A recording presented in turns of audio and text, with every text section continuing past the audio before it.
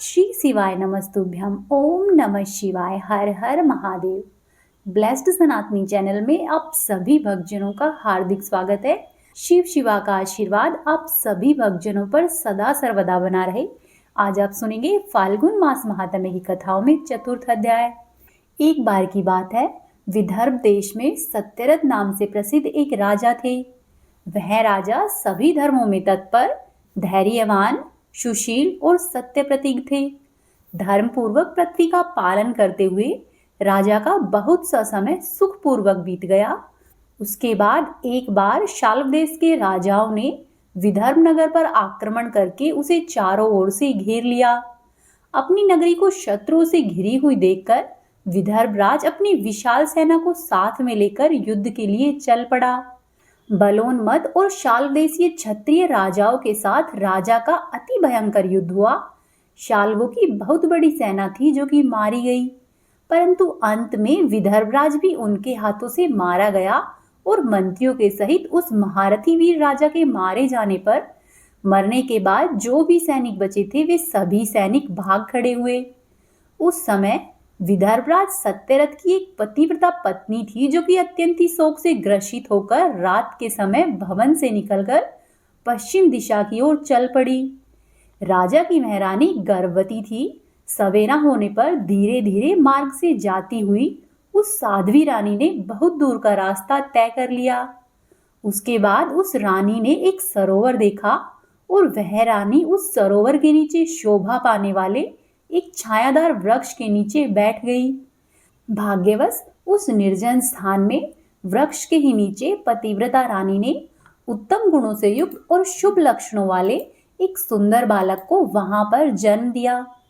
तत्पश्चात अत्यंत ही प्यास से व्याकुल होकर वह सुंदर अंगों वाली रानी जलाशय में उतरी। इतनी ही देर में एक बड़े भारी मगरमच्छ ने आकर उस रानी को अपना ग्रास बना लिया और वह बालक पैदा होते ही माता और पिता दोनों से ही हीन हो गया और वह बालक भूख और प्यास से पीड़ित होकर उस सरोवर के किनारे पर लेटा हुआ जोर जोर से रुदन करने लगा। वह नवजात शिशु इस प्रकार से क्रंदन कर रहा था। उसी समय भाग्यवश ही वहां पर एक श्रेष्ठ ब्रह्माणी आ पहुंची। वह ब्रह्माणी भी अपने 1 वर्ष के बालक को गोद में लिए हुए आई थी और ब्रह्माणी अत्यंत ही निर्धन और विधवा थी। घर घर पर भीख मांगकर अपना जीवन निर्वाह करती। उसका नाम उमा था। उस सती साध्वी ब्रह्माणी ने राजकुमार को देखा और उसे अनाथ की ही भांति क्रंदन करते हुए देखकर ब्रह्माणी ने मन ही मन विचार किया कि यह तो बड़े ही आश्चर्य की बात है कि यह नवजात शिशु जिसकी की नाल भी अभी तक कटी नहीं है, यह यहाँ पर पड़ा हुआ है और इसकी माता कहाँ पर चली गई। न ही इसका पिता दिखाई देता है और न ही कोई बंधु या बांधव। यह दीन और अनाथ बालक बिना बिस्तर के ही भूमि पर सो रहा है।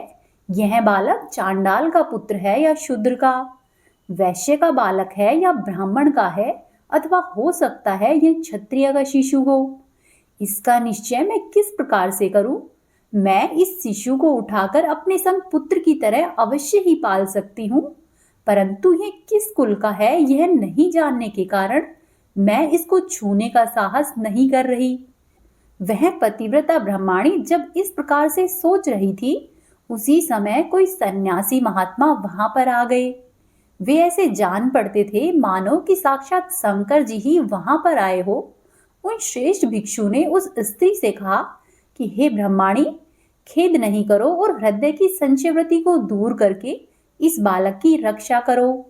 ऐसा करने से तुम्हें शीघ्र ही परम कल्याण की प्राप्ति होगी। इतना कहकर वे दयालु भिक्षु तुरंत ही वहां से चले गए। उनके जाने के बाद ब्रह्माणी ने विश्वास पूर्वक उस बालक को लेकर अपने घर की ओर प्रस्थान किया। उस राजकुमार का ब्रह्माणी ने अपने बेटे के समान ही पालन पोषण किया। एक चक्रा नामक नगर में उस ब्रह्माणी का घर था। वह भिक्षा के अन्न से ही अपने पुत्र और राजकुमार को भी पालने लगी। ब्राह्मणों ने ब्रह्माणी के तथा राजा के उस पुत्र का भी संस्कार कर दिया। वे दोनों सर्वत्र सम्मानित होकर दिन प्रतिदिन बढ़ने लगे। समय आने पर उनका उपनयन संस्कार हुआ और अब वे दोनों बालक एक साथ रहकर नियमों का पालन करते।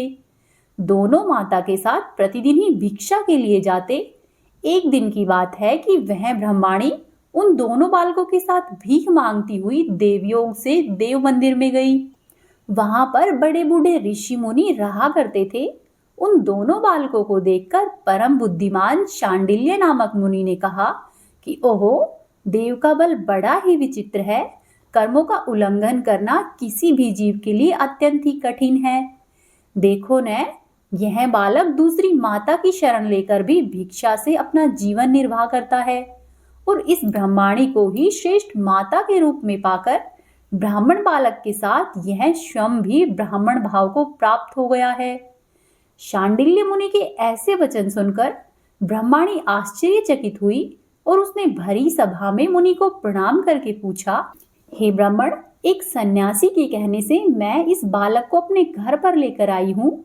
यद्यपि अभी तक इसके कुल का पता नहीं लगा है, तथापि मैं पुत्र की ही भांति इसका पालन पोषण करती हूँ।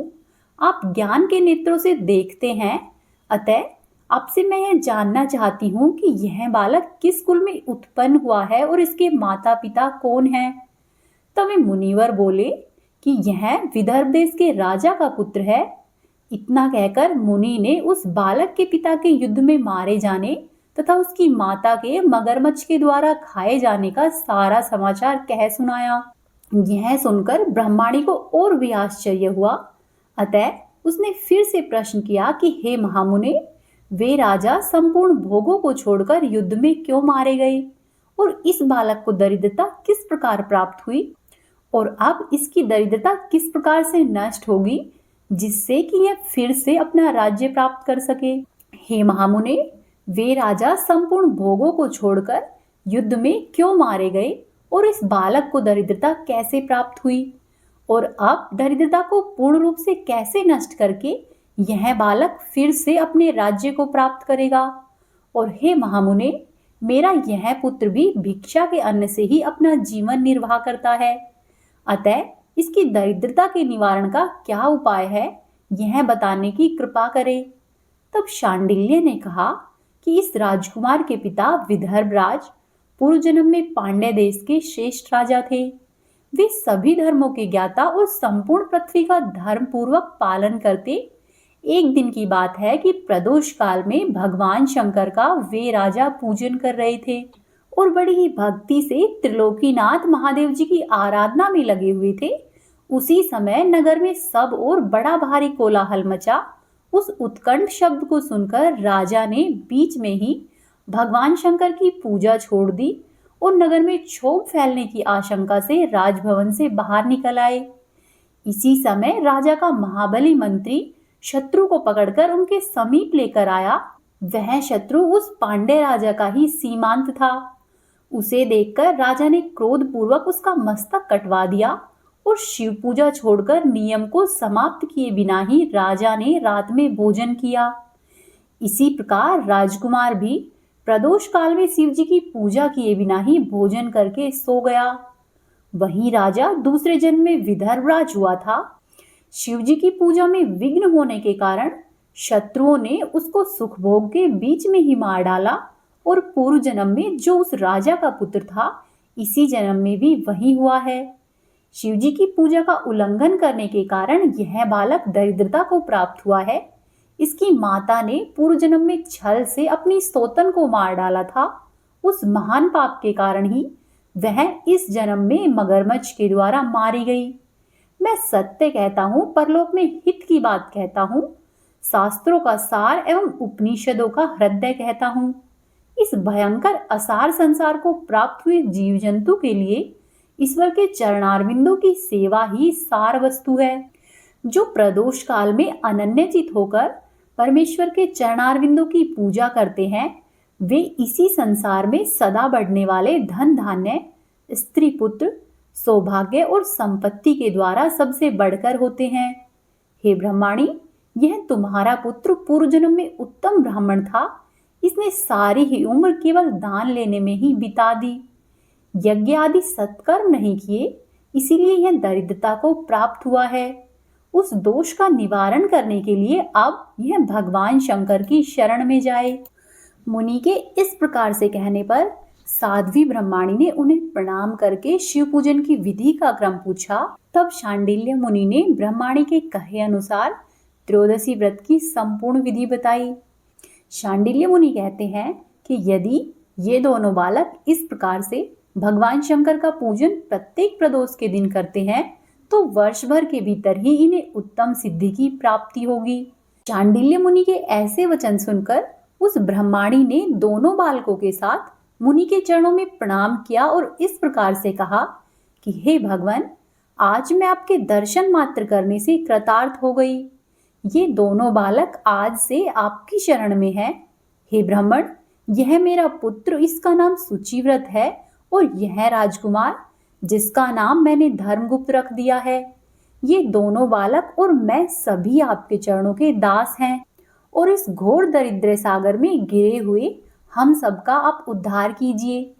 इस प्रकार शरण में आई हुई उस ब्रह्माणी को अमृत के समान मधुर वचनों के द्वारा आश्वासन देकर मुनि ने उनके दोनों बालकों को भगवान शंकर की आराधना का मंत्र साथ ही विद्या का उपदेश भी दिया। उसके बाद दोनों बालक और ब्रह्माणी मुनि की आज्ञा लेकर वहां से चले गए। मुनिवर के कहे अनुसार ही दोनों बालक प्रत्येक प्रदोष व्रत के दिन पार्वती वल्लभ भगवान शिव की आराधना करते। इस प्रकार शिव पूजा करते हुए द्विज कुमार और राजकुमार के 4 महीने सुखपूर्वक बीत गए। एक दिन की बात है कि द्विज कुमार राजकुमार को साथ में लिए बिना ही नदी के तट पर स्नान करने के लिए जा पहुंचा और वहां पर मौज से देर तक इधर उधर घूमता रहा। वहां पर झरने का जल गिरने से भूमि कट जाने से एक गड्ढा हुआ था और वहां पर एक बड़ा भारी खजाने का कलश चमक रहा था, जिस पर कि उस ब्राह्मण कुमार की दृष्टि पड़ी। उसे देखकर मैं सहसा ही हर्ष और कौतूहल से भरकर उस घड़े के समीप गया और देवताओं का आशीर्वाद समझकर उसे अपने सिर पर रखकर घर ले आया और घर के भीतर उस घड़े को रखकर माता से कहा कि माँ, यह भगवान शंकर का प्रसाद तो देखो, उन्होंने दया करके घड़े के रूप में यह खजाना हमें दिया है। तब उस पतिव्रता ब्रह्माणी ने राजकुमार को भी बुलाया और कहा कि पुत्रों, इस खजाने के घड़े को तुम दोनों आपस में बराबर बराबर बांट लो। माता की बात को सुनकर ब्राह्मण पुत्र को प्रसन्नता हुई, किंतु राजपुत्र ने उनसे कहा कि माँ, यह तुम्हारे ही पुत्र के पुण्य से प्राप्त हुआ है, अतः मैं इस खजाने को बांटकर नहीं लेना चाहता। अपने पुण्य से प्राप्त हुए इस खजाने का उपयोग ये स्वयं ही करे। वे ही भगवान शंकर जब मुझ पर कृपा करेंगे तब मैं प्रसन्न होऊंगा। ऐसा कहकर राजकुमार ने उस खजाने में से आधा भाग नहीं लिया। इस प्रकार प्रसन्नता पूर्वक भगवान शंकर की पूजा करते हुए उन दोनों कुमारों का उसी घर में 1 वर्ष व्यतीत हो गया। फिर एक दिन की बात है कि राजकुमार उस ब्राह्मण कुमार के साथ वसंत ऋतु में वन में भ्रमण करने के लिए चला गया। कुछ दूर जाने पर उन्होंने देखा कि सैकड़ों गंधर्व कन्याएं क्रीड़ा कर रही है। उन्हें देखकर ब्राह्मण कुमार ने दूर से ही राजकुमार से कहा कि यहाँ से आगे जाना ठीक नहीं है, क्योंकि उधर स्त्रियां विहार कर रही है। स्वच्छ अंतःकरण वाले विद्वान पुरुष स्त्रियों का सामीप्य त्याग देते हैं। ये रमणियां छल करने वाली भी हो सकती है। ऐसा कहकर ब्राह्मण कुमार तो वापस लौट गया और दूर जाकर खड़ा हो गया, किंतु राजकुमार अकेला ही निर्भय होकर स्त्रियों की उस क्रीड़ा स्थली की ओर चला गया। उन गंधर्व कन्याओं में से एक ने राजकुमार को आते हुए देखा और मन ही मन कुछ विचार किया और सखियों से कहा कि हे सहेलियों, यहाँ से थोड़ी ही दूर पर एक उत्तम वन है। वहां पर विचित्र चंपा, अशोक, पुन्नाग, वकुल इत्यादि के वृक्ष खिले हुए हैं। वहां पर जाकर तुम सब लोग फूल तोड़ो, तब तक मैं यहीं पर बैठी हुई हूँ। तुम फूलों का संग्रह करके फिर से यहाँ पर आ जाना। राजकुमारी के इस प्रकार आदेश देने पर सभी सखियां वन के भीतर पुष्प एकत्रित करने के लिए चली गई और वह गंधर्व कन्या राजकुमार पर दृष्टि लगाकर वहीं पर खड़ी रही। उसे देखकर राजकुमार कामदेव के बाणों से पीड़ित हो गए। गंधर्व कन्या ने अपने पास आए हुए राजकुमार को बैठने के लिए कोमल पल्लवों का आसन दिया और पूछा कि हे कमलनयन, तुम कौन हो, किस देश से आए हो और किसके पुत्र हो। इस प्रकार से पूछने पर राजकुमार ने अपना पूरा परिचय बताया कि मैं विदर्भ राज का पुत्र हूँ। मेरे माता और पिता बचपन में ही मारे गए। शत्रुओं ने मेरे राज्य पर अधिकार कर लिया और अब मैं दूसरे के राज्य में गुजारा करता हूँ। ये सारी बातें सुनकर राजकुमार ने उस गंधर्व कन्या से पूछा कि हे सुंदरी, तुम कौन हो और यहाँ पर तुम क्या कर रही हो, तुम किसकी पुत्री हो। राजकुमार के ऐसा पूछने पर कन्या ने कहा कि हे राजकुमार, एक द्रविक नामक गंधर्व है जो कि समस्त गंधर्व कुल के अग्रगण्य माने जाते हैं। मैं उन्हीं की पुत्री हूँ और मेरा नाम अंशुमति है। सब सखियों को छोड़कर मैं यहाँ पर अकेली हूँ। मैं तुम्हारी अभिलाषा जानती हूँ, तुम्हारा मन मुझ में आसक्त हो गया है। इसी प्रकार देव ने मेरे मन में भी तुम्हारे लिए उत्कंठा भर दी है। अब हम दोनों का स्नेह संग कभी भी भंग नहीं होना चाहिए। ऐसा कहकर गंधर्व कुमारी ने शीघ्र ही अपने गले से मोतियों का हार निकालकर प्रेम पूर्वक राजकुमार को भेंट किया। उस अद्भुत हार को देखकर राजकुमार ने पूछा कि हे वीरू, मैं एक बात कहता हूँ, मैं राज्यहीन और निर्धन हूँ। तुम मेरी प्रिया कैसे होना चाहती हो? मूर्ख स्त्री की भांति पिता की आज्ञा का उल्लंघन करके अपनी इच्छा के अनुसार आचरण क्यों करती हो? यह सुनकर गंधर्व कन्या ने कहा कि हे प्रियतम, आपका यह कहना ठीक है, मैं अपने पिता की आज्ञा के विरुद्ध नहीं जाऊंगी। आप इस समय अपने घर को चले जाओ और परसों प्रातःकाल फिर से यहीं पर आ जाना। हमें आपसे कुछ कार्य है। इतना कहकर वह गंधर्व कन्या अपनी सखियों के आ जाने से उनके साथ चली गई और राजकुमार भी हर्षपूर्वक उस ब्राह्मण कुमार के पास आ गया।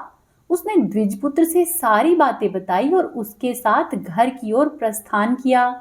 घर पर पहुंचकर पतिव्रता ब्रह्माणी को यह शुभ समाचार सुनाकर राजकुमार ने प्रसन्न किया तथा पूर्व निश्चित समय आने पर वह फिर से द्विजपुत्र के साथ वन में आ गया। नियत समय पर वहां पहुंचकर राजकुमार ने देखा कि गंधर्वराज और उसकी कन्या दोनों ही उपस्थित है।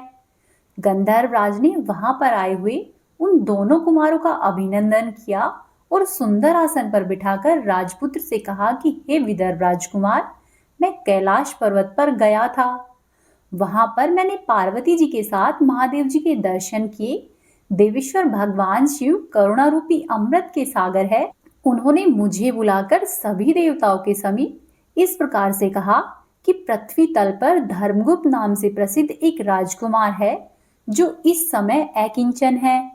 उसका राज्य छिन गया है। शत्रुओं ने उसके देश में अपना अधिकार कर लिया है और अब वह बालक अपने गुरु की आज्ञा से सदा ही मेरी आराधना में लगा रहता है। उसी के प्रभाव से आज समस्त पितर मेरे स्वरूप को प्राप्त हुए हैं।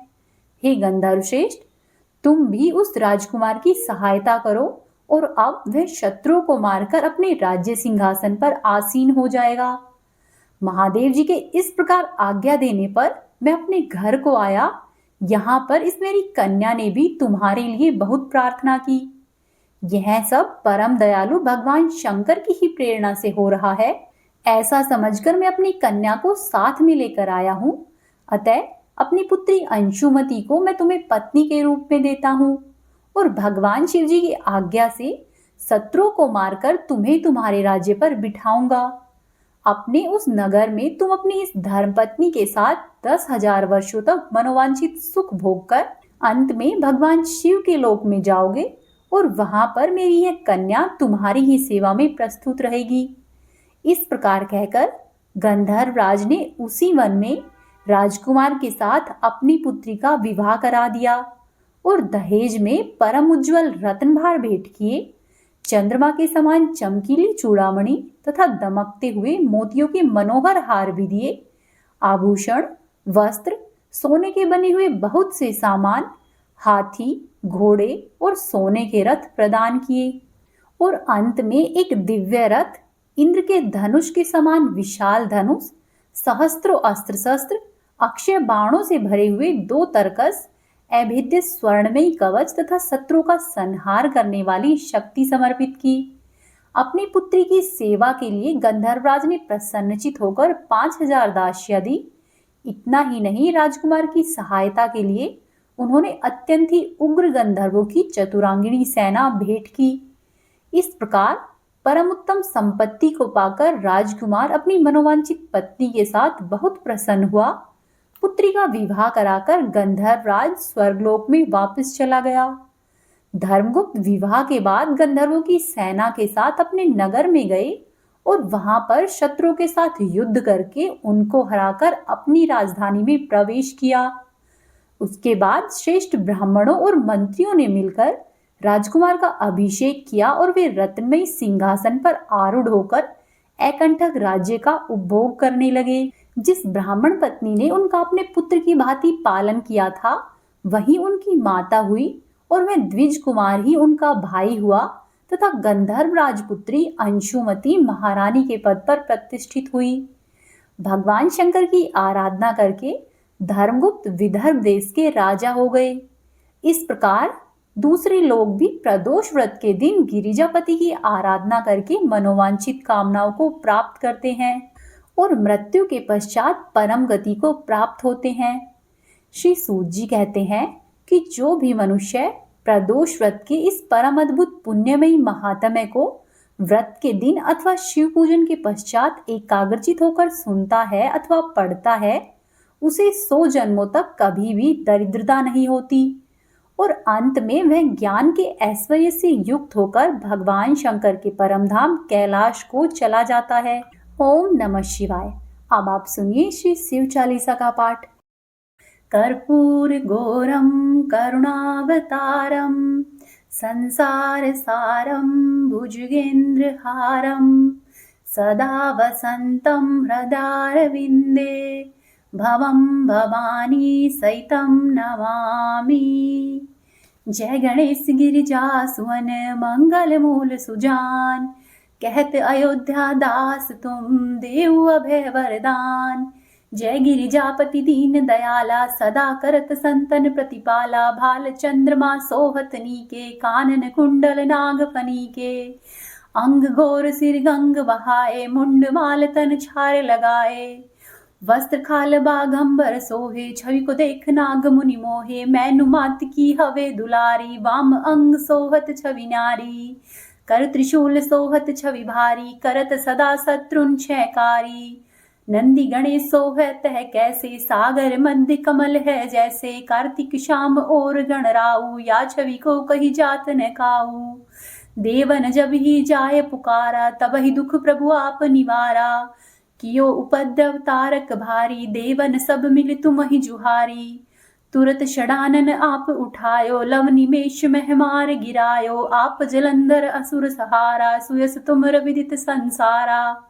त्रिपुरासुर सन युद्ध मचाई सबहि कृपा कर लीन बचाई, किया तपहि भागीरथ भारी पुरव प्रतिज्ञता सुपुरारी। दाननि मह तुम सम नहि कोई सेवक स्तुति करत सदाही, वेद मही महिमा तब गाई अखत अनादि भेद नहीं पाई। प्रकट उदित मंथन में ज्वाला जरत सुरासुर भय विहाला, कीनि दया तह करी सहाई नीलकंठ तब नाम कहाई। पूजन रामचंद्र जब कीना जीत के लंक विभीषण दीना, सहस कमल में हो रही धारी कीनि परीक्षा तब ही पुरारी। एक कमल प्रभु राखउ जोई कमल नैन पूजन जय सोई। कठिन भक्ति देखी प्रभु शंकर भय प्रसन्न दिए इच्छित वर। जय जय जय अनंत अविनाशी करत कृपा सबके घटवासी। दुष्ट सकल नित मोहि सतावे भ्रमत रहो मोहि चैन न आवे। त्राहि त्राहि मैं नाथ पुकारा यही अवसर मोहि आन उभारो। ले त्रिशूल शत्रुन को मारो संकट तय मोहि आन उभारो। मात पिता भ्राता सब होई संकट में पूछत नहीं कोई। स्वामी एक है आस तुम्हारी आय हरहु मम संकट भारी। धन निर्धन को देत सदा ही जो कोई जांचे सो फल पावे। अस्तुति के विधि कर तुमरी क्षमौ नाथ अब चूक हमारी। शंकर को संकट के नाशन, विघ्न विनाशन, मंगल कारण, योगी यति मुनि ध्यान लगावे, नारद सारद शीश नवावे। नमो नमो जय नमः शिवाय, सुर ब्रह्मादिक पार न पाए, जो है पाठ करे मन लाई, तापर होत है शंभु सहाई। ऋणिया जो कोई हो अधिकारी, पाठ करे सो पावन हारी। पुत्र होन कर इच्छा कोई, निश्चय शिव प्रसाद तेहि देई। पंडित त्रयोदशी को लावे, ध्यान पूर्वक होम करावे। त्रयोदशी व्रत करे हमेशा, तन नहीं ताके रहे कलेशा। धूप दीप नैवेद्य चढ़ावे, शंकर समुख पाठ सुनावे। जन्म जन्म के पाप नसावे, अंत धाम शिवपुर में पावे। कहत अयोध्या आस तुम्हारी, जानी सकल दुख हरऊ हमारी। नित्य नेम कर प्रातः ही, पाठ करो चालीसा। तुम मेरी मनोकामना, पूर्ण करो जगदीसा। मंगसर छठी हेमंत ऋतु, संवत 64 जान। स्तुति चालीसा शिव ही, पूर्ण कीन कल्याण। भवानी शंकर वंदे, श्रद्धा विश्वास रूपिणो। याभ्यां विना न पश्यन्ति, सिद्धा सस्वान्मीश्वरम्। ॐ त्र्यम्बकं यजामहे, सुगन्धिं पुष्टिवर्धनम्। उर्वारुकमिव बन्धनात्, मृत्योर्मोक्षीयमामृतात्। ॐ नमः शिवाय, हर हर महादेव।